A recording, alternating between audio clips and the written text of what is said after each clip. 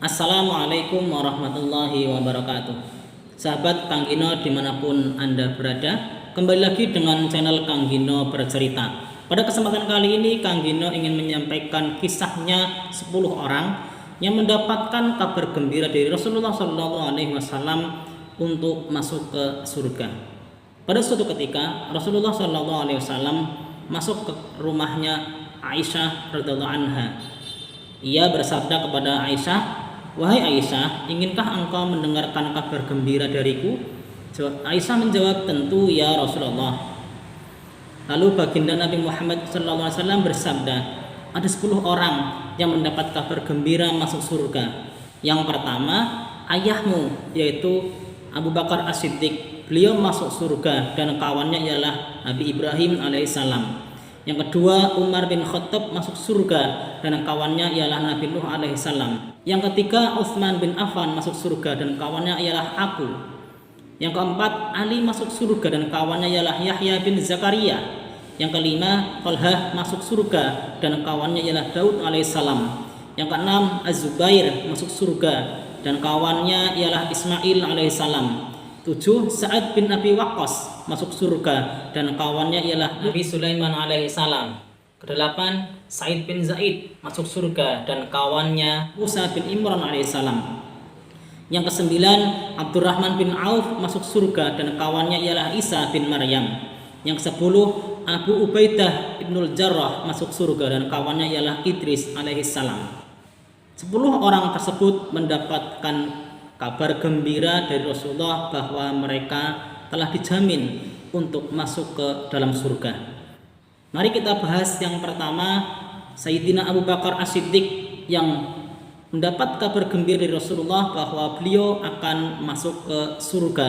Bagaimana kisahnya dan seperti apa Abu Bakar As-Siddiq sehingga dia mendapatkan kabar gembira, apa keistimewaan Abu Bakar As-Siddiq bagi Rasulullah, bagi Islam dan bagi umat muslim.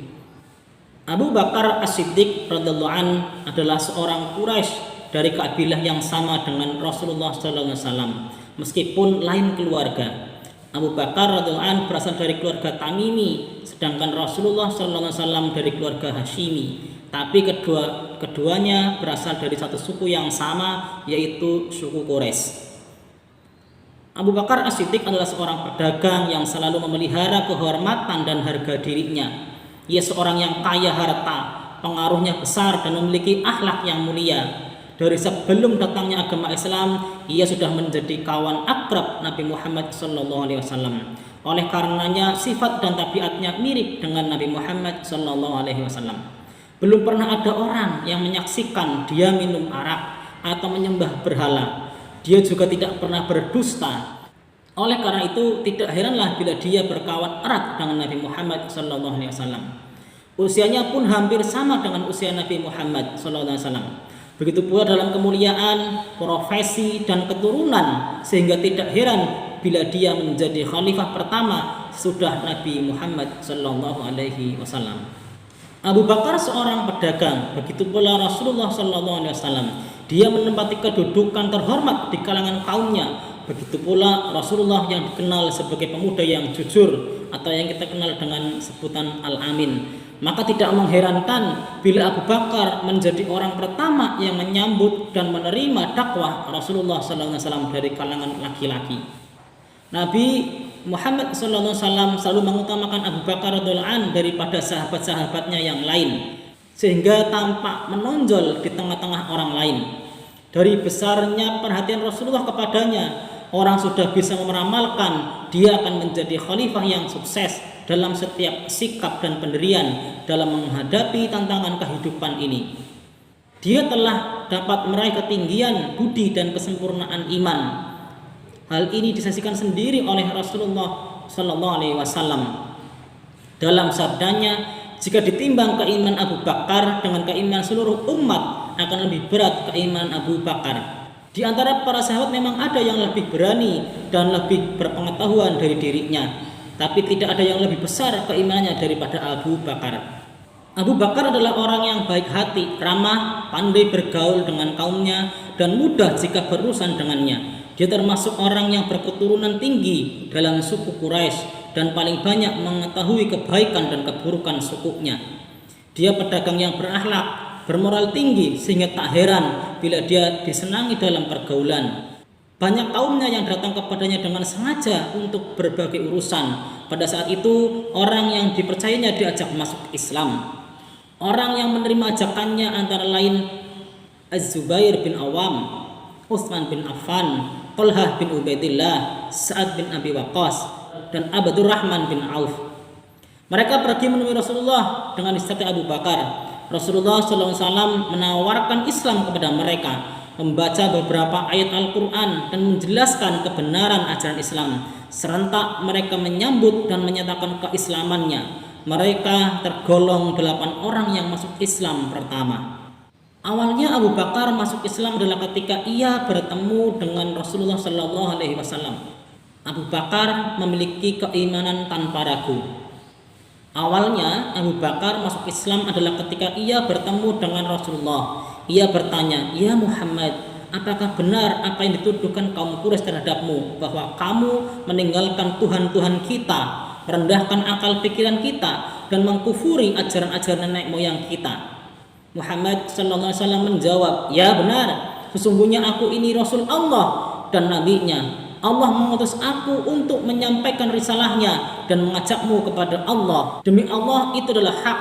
Aku mengajakmu, hai Abu Bakar, kepada Allah yang esa, tunggal, tidak sekutu baginya. Janganlah kamu menyembah selain Allah dan patuh serta taatlah kepadanya." Kemudian Rasulullah SAW membaca beberapa ayat Al-Quran. Dengan serta-merta Abu Bakar masuk Islam. Ia mengkufuri patung, berhala, dan menjadi mukmin yang benar. Oleh karena itu Rasulullah SAW bersabda, "Tidak aku mengajak seorang masuk Islam tanpa ada hambatan, keraguan, tanpa mengemukakan pandangan dan alasan. Hanya Abu Bakarlah. Ketika aku menyampaikan ajaran tersebut, dia langsung menerimanya tanpa ragu sedikit pun." Rasulullah SAW menyebut Abu Bakar dengan bangga dan mengingatkan orang lain tentang dia sebagai pendahulu dalam menerima agama Islam dan terhadap jasa-jasanya yang besar dalam menegakkan kalimatullah. Rasulullah SAW bersabda, "Sesungguhnya Allah mengutusku kepadamu dan kamu berkata, engkau pendusta." Sedangkan Abu Bakar berkata, "Dia benar." Abu Bakar menyantuni aku dengan dirinya dan hartanya. Tidakkah kalian berhenti mengganggunya? Dan sesudah itu Abu Bakar tidak pernah diganggu lagi. Sahabat Abdullah ibn Abbas radhiyallahu anhu ditanya, "Siapa orang pertama yang beriman kepada Muhammad?" Abdullah bin Abbas menjawab, "Abu Bakar As-Siddiq."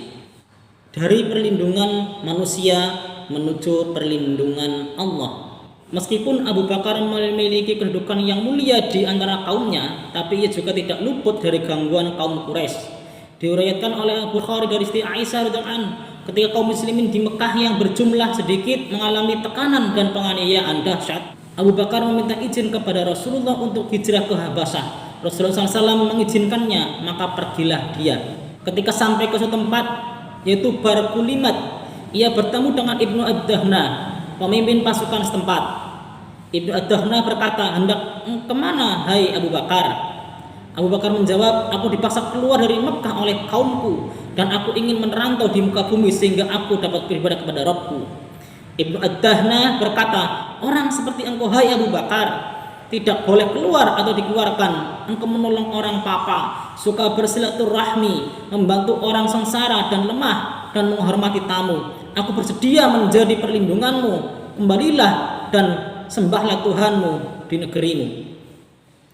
Abu Bakar radhiyallahu anhu lalu pulang ke Mekah bersama Ibnu Ad-Dahna.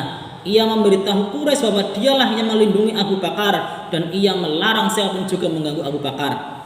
Mengetahui hal itu, kaum Quraisy mengemukakan persyaratan. Abu Bakar tidak akan diganggu asalkan ia tidak bersuara keras dalam beribadah, karena dikhawatirkan kaum wanita dan anak-anak mereka terpengaruh.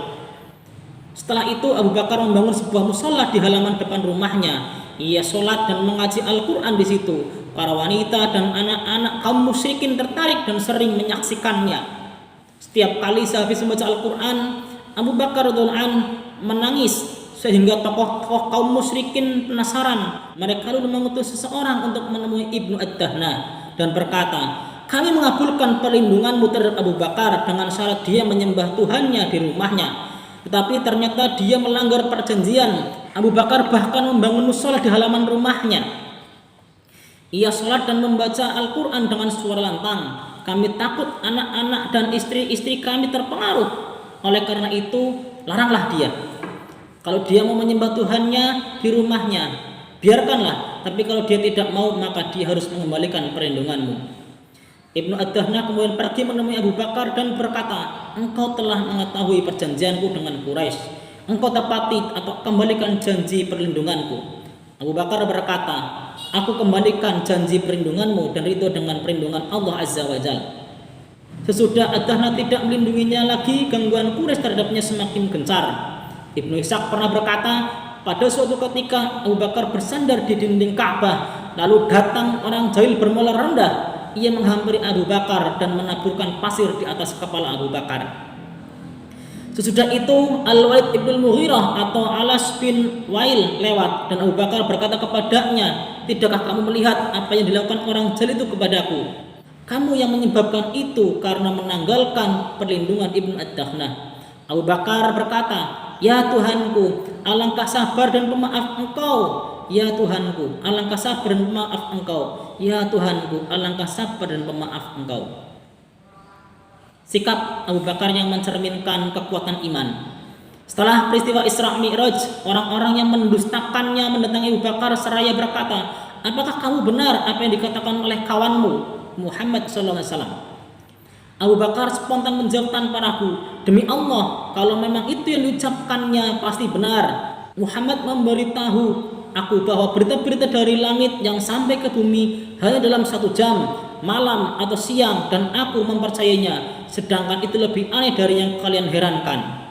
Kecintaan Abu Bakar terhadap Rasulullah SAW. Kekuatan akidah dan keteguhan iman dapat dilihat pada saat menghadapi perjuangan. Kekuatan akidah dan keteguhan iman Abu Bakar dapat dibuktikan dengan segala situasi dan kondisi. Bukti yang nyata adalah saat dia hijrah ke Madinah. Al-Baihaqi meriwayatkan bahwa di masa Khalifah Umar radhiyallahu ada beberapa orang yang berbincang-bincang. Orang itu lebih mengutamakan Umar daripada Abu Bakar.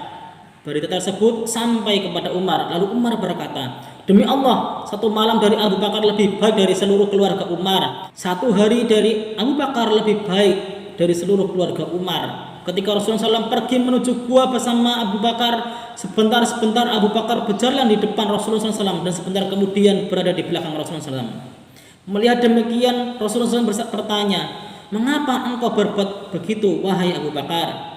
Ya Rasulullah, aku ingat lawan mengejar dari belakang, maka aku berjalan di belakangmu. Aku lalu ingat pengintai lawan dari depan untuk mencelakakanmu, maka aku berjalan di depanmu. Rasulullah bertanya, ya Abu Bakar, kalau terjadi sesuatu apakah kamu lebih suka dirimu yang terkena dan bukan aku? Abu Bakar pun menjawab, benar demikian ya Rasulullah. Sifat-sifat Abu Bakar.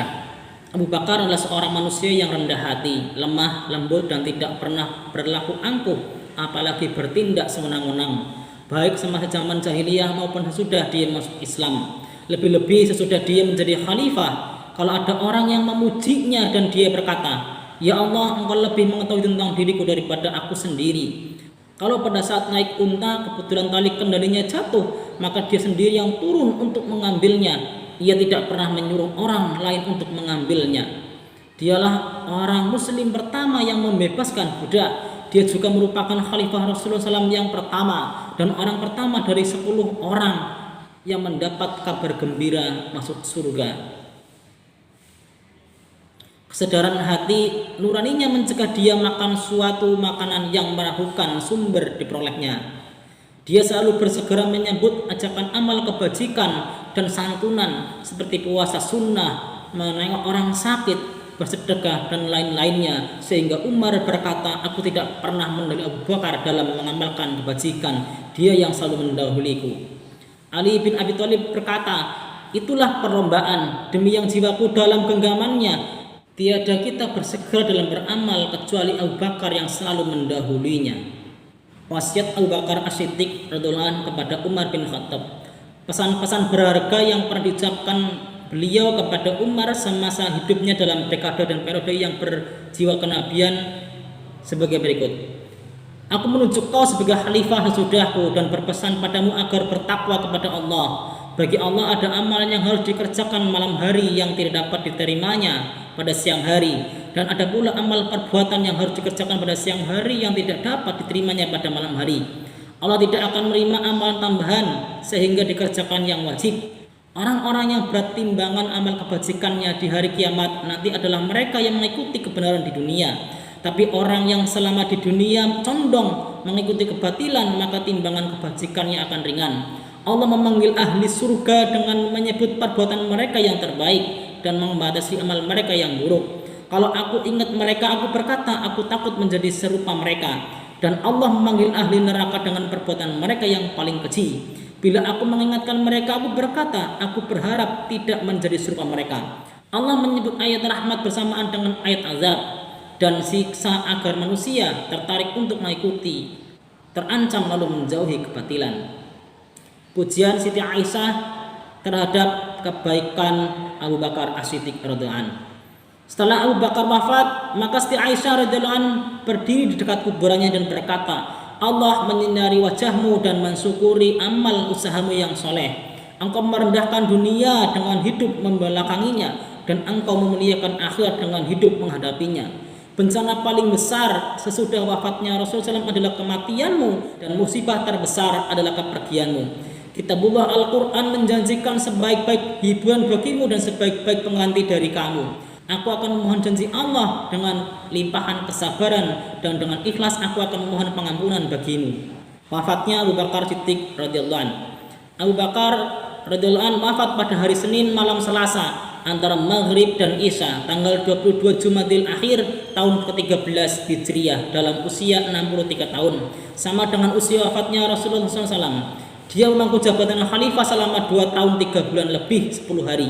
Ia meninggalkan 5 orang anak, 3 anak laki-laki dan 2 anak perempuan, yaitu Abdullah, Abdurrahman, Muhammad, Aisyah dan Asma istri Zubair bin Awam. Sahabat Kanggino dimanapun Anda berada, demikianlah kisah Abu Bakar As-Siddiq, orang pertama yang mendapat kabar gembira dari Rasulullah SAW bahwa beliau akan masuk surga. Nantikan di video selanjutnya, insya Allah Kanggino akan membahas orang kedua yang akan masuk surga, yaitu sahabat Umar bin Khattab radhiyallahu anhu. Demikian, semoga ada manfaatnya. Wassalamualaikum warahmatullahi wabarakatuh.